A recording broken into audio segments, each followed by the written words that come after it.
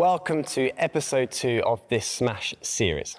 The focus of this episode is creating power. So the first area we're going to look at for creating power in the Smash is the setup. Yeah, and obviously we spoke about the setup in episode 1 and very much it being the fundamentals. But then if we start looking at some of the big smashers around the world, what do? Well, actually, when they get to their setup position, they're really opening their chest up. So they're really kind of extending this. Now, what that does is it increases our range of motion. Now, the benefit of a slightly increased range of motion is we can create a lot more power through a compact swing still. So we're not having this big, long wind up, but just through extending this chest, we can then swing through even quicker than what we sometimes see are quite tucked in swings.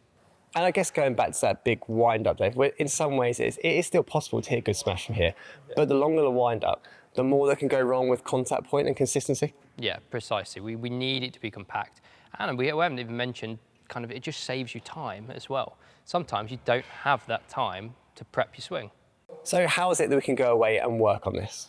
Well, you can do this in as simple as like just having a mirror at home and really get yourself into your setup position and feel like you're almost squeezing your shoulder blades together. That's going to get a little stretch on your chest, but that's going to increase that range of motion, and then you can practice swinging through and generating that racket head speed.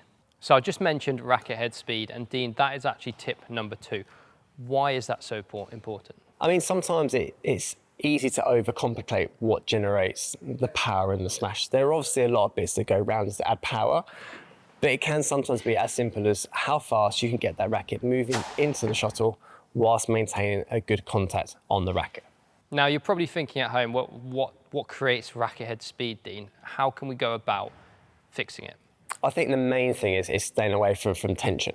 I think when people go to hit a smash, there's an element of people getting a little bit tense, almost getting a little bit excited that we're trying to hit a hard shot, and we let that carry through our whole body. And for us to generate that racket head speed, we almost want to feel very light, very loose, not carrying tension in our shoulders. And that allows us to move freely, and that will help generate that racket head speed, nice and relaxed, and then trying to, again, tense on that grip as we're coming through and generate the pace when we need it. And I know it does sound so simple. Oh, I can create more power just by being less tense, but it is probably one of the biggest things we see with players, and they just tense up. As soon as you tense up in this grip, it goes up your arm, rest of the body, and we just lose all that speed. And we have to remember that, yes, there is going to be an element of us moving fast with our legs. You know, and often say we want to try and have this separation with our body. So legs are working hard, but we don't want that to carry through into our upper body. They have to start working independently. So how can you work on your racket head speed? Well, we like to do a little drill called over swinging. Now, this is all about how big a swish you can make with your racket without the shuttle. So the more you practice this, when the shuttle comes in, it will help release tension and help you develop a higher swing speed. So we haven't looked at the jump in this episode, and that is purely because the jump adds angle to the smash rather than power. So David, what is tip number 3? Well, what we're actually going to look at is this forearm rotation. Now, the reason why we're going to focus on this is because this actually creates a lot of the power in our smash. If we can generate a lot of speed through this forearm rotation, and it's probably one of the things we see people kind of falling short on. So once we get into our nice setup position and we come through on our swing, this racket drops back and we almost see the butt of the racket pointing forward. That's what we want to see. From here, when we go to contact the shuttle, we're getting this forearm turning. And we talk about lag almost, Dean, a lot. And by this point, our chest has turned, our hip has turned, our shoulder is now turning. And this last bit is this forearm turning, almost like the end of a whip coming through with all that speed. And that, through there, is what's going to generate a lot of power. So a common problem that we sometimes see is, despite getting into a really good setup position, is that people straighten their arm too early. So even though you can see the butt of the racket here, the strings are pointing in an upwards direction, meaning that they're then just using their wrist and their arm for power.